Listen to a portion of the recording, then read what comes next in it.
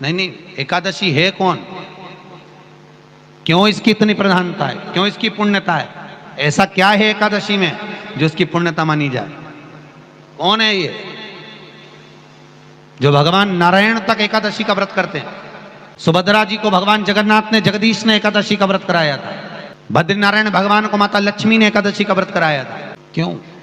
चंद्रायण एकादशी व्रत की माता। एकादशी है कौन? तो कहा जिसको व्रत करने पर भगवान नारायण भी जिसका व्रत करते हो, भगवान माता लक्ष्मी जिसका व्रत करती हो, वो एकादशी है कौन? तो शास्त्र वर्णन करता है महाराज, स्कंद पुराण का सुंदर चातुर्मास्य खंड के अंतर्गत वर्णन आया है महाराज। एक बार भगवान विष्णु आनंद में विराजमान थे, पद्मावती और माता लक्ष्मी दोनों उनके पास में विराजी हुई थी। भगवान लक्ष्मी और पद्मावती दोनों बेटी, एक सिर के पास, एक चरण के पास। कुछ समय बाद वहीं पर ब्रह्मदेव का आगमन हुआ और ब्रह्मा जी आगमन पाकर भगवान नारायण पद्मावती से लगकर उठे और उठकर लक्ष्मी की ओर झुके। झुकने पर इन तीनों के समागम से भगवान नारायण के हृदय चित्त से एक कन्या प्रकट हो गई। उस कन्या का नाम एका था। क्या नाम था? एका। अब 10 उसके गुण इतने प्रबल थे, वो 10 गुण उसके बड़े प्रबल थे कि वो एका जिसको निहारती थी उसको संपदावान बना देती थी। जिसको देख लेती थी उसके जीवन में वो आनंद की अनुभूतियां करा देती थी। एका जिस मार्ग से जाती थी उस मार्ग के द्वार खोल देती थी। एका का पुण्य इतना पुण्य प्रखर। पद्मावती और लक्ष्मी ने कहा महाराज ये बेटी आपके द्वारा निर्मित हुई है, इसका कन्यादान करना चाहिए। हमारे यहाँ हिंदू धर्म में रीति है, जिस दिन कन्यादान करा जाता है उस दिन व्रत रखा जाता है। अब आजकल रखते कि नहीं रखते हो मालूम नहीं, और कन्यादान करते समय व्रत रखा जाता है। व्रत रखना, एका का कन्यादान करना है। भगवान बोले कन्यादान करें, किसको दें? एका किसको दी जाए?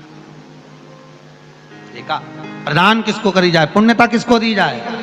भगवान नारायण ने उसी समय लक्ष्मी और पद्मा से पूछा, तुम एकादशी के दिन जब आप जल शंकर को चढ़ाने तो रोज ही जाते, जब एकादशी का दिन रहे और शंकर जी के मंदिर में आप जल समर्पित करें तो 3 बार मुख से स्वधा स्वधा स्वधा या स्वधा स्तोत्र का पाठ, जिसमें 12 श्लोक 2-4 हैं। पैसा तो आ रहा है पर घर में टिक नहीं रहा। डॉक्टर में, पुलिस में, एक्सीडेंट आदि में, कहीं गलत जगह पर, व्यसन में अगर पैसा जा रहा है, जुए में, मांसाहार, मदिरा पान, या कहीं आया पैसा आने में कमी नहीं, आ रहा है पर टिक नहीं रहा, रुक नहीं रहा। कोई मांगने आ गया, दे दिया, फिर वहां से अपने पास नहीं आ रहा, अपन कह रहे हैं भैया हमारा पैसा लौटा दो, नहीं आ रहा। तो महाराज शिव महापुराण की कथा कहती है एकादशी के दिन गंगा के जल में मात्र 7 बेलपत्री डालकर जो नंदीश्वर भगवान अर्थात जो शंकर जी के शिवलिंग के सामने नंदी होता है, उस नंदी के चरण पर गंगा का जल चढ़ाकर बेलपत्री शिव पर समर्पित कर देता है, उसके घर में रुपया रुकना चालू हो जाता है। फिर वो गलत जगह पर नहीं जाता, गलत स्थान पर वो धन जाएगा ही नहीं।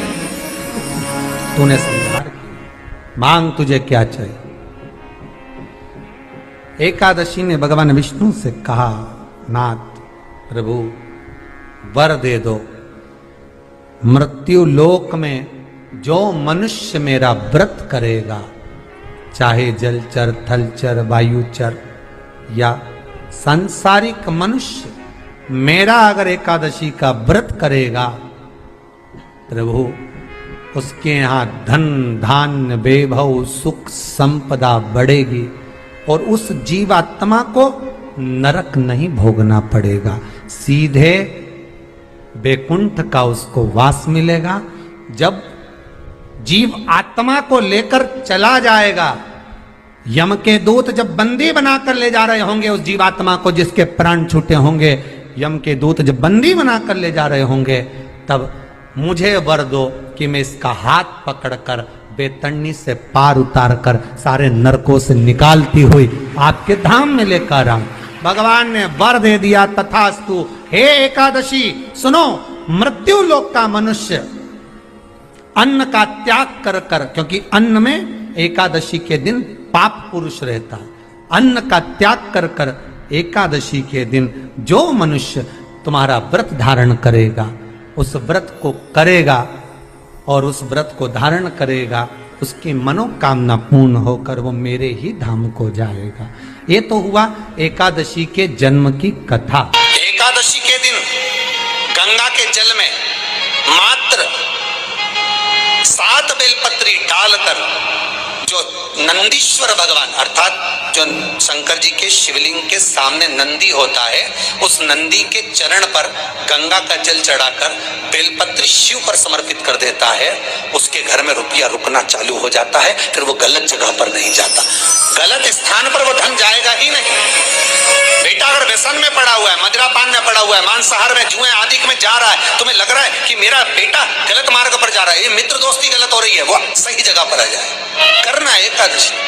कई लोग इसको धन के लिए भी करते हैं, संपदा के लिए। संपदा के लिए अर्थात जिसका व्यापार नहीं चलता, जिसके घर में पैसा नहीं आता, या नौकरी नहीं लग रही, या सर्विस नहीं लग रही, आप अप्लाई कर रहे हो, जगह जगह जाकर इंटरव्यू भी दे रहे हो और पैसा नहीं आता, तो उसके लिए भी प्रयास किया जाता है। पर उसके लिए यहाँ पर जो धन के लिए करते हैं, उसके लिए विष्णुपदी के लिए करते हैं। मतलब जैसे गंगा के जल में तुलसी के 11 पत्ते डाले जाते हैं और उसको किसी भी नारायण के मंदिर में, राम कृष्ण शिव शंकर नहीं, राम कृष्ण भगवान विष्णु दत्त आदि जितने नारायण के मंदिर हैं, उस मंदिर में किसी भी पात्र में, एक छोटे से पात्र में उसको भरकर रखी आते हैं महाराज। उससे भी जॉब सर्विस नौकरी में सफलता प्राप्त हो जाती है। परंतु वो भी एकादशी को ही होता है। कुछ देर तक पात्र को रखा जाता है, फिर वही पात्र का जल किसी भी वृक्ष के नीचे डाल दिया जाता है, उससे भी नौकरी के लिए फायदा मिलता है। गंगा का जल कोई साधारण नहीं। दशमी, एकादशी और द्वादशी, इन 3 तिथियों पर एक रोटी में थोड़ा सा मीठा रखकर सोमक पितृ का नाम लेकर यदि गाय को खिला दिया जाता है, तो अगर कोई पूर्वज प्रेत योनि में भी पड़ा हुआ होता है, भटक रहा होता है, जिसको पिंड नहीं मिला, जो अचानक मर गया होता है, अधोगति में चले गया होता है, उस जीव की मुक्ति दशमी, एकादशी और द्वादशी, ये 3 दिन सोमक पितृ का नाम लेकर रोटी में, पूड़ी में मीठा रखकर अगर गाय को खिला दिया जाता है, ये 3 दिन तक, तो वो पितृ कभी भटकते नहीं है, उनको मुक्ति प्राप्त हो जाती है, मोक्ष में।